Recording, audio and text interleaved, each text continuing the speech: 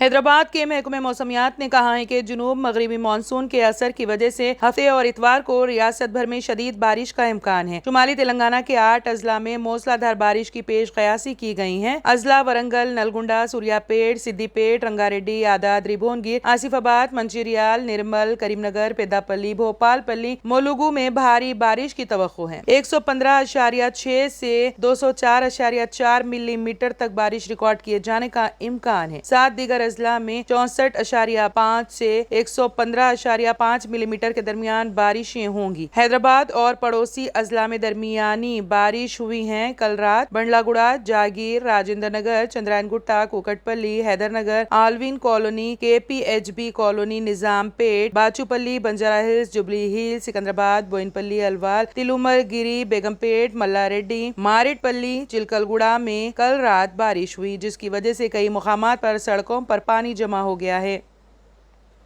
اگر آپ نے ہمارے چینل کو ابھی تک سبسکرائب نہیں کیا ہے تو یہاں پر ریڈ کلر کا سبسکرائب بٹن دکھ رہا ہے، اسے کلک کریں اور ہمارے چینل کو سبسکرائب کیجیے اور ساتھ ہی ساتھ بیل آئیکن کو بھی کلک کیجیے، جس سے آپ کو تازہ اپڈیٹ ملتی رہے۔